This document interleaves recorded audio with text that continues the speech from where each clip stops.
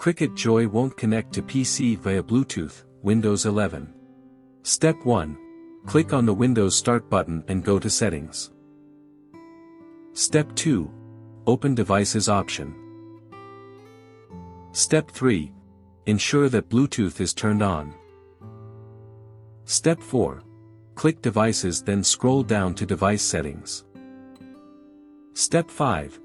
Then make sure that Bluetooth Devices Discovery is set to Advanced. Step 6. Once done, go back to Bluetooth and Devices, then click Add Device. Step 7. Select Bluetooth and see if Windows can detect your Cricut machine.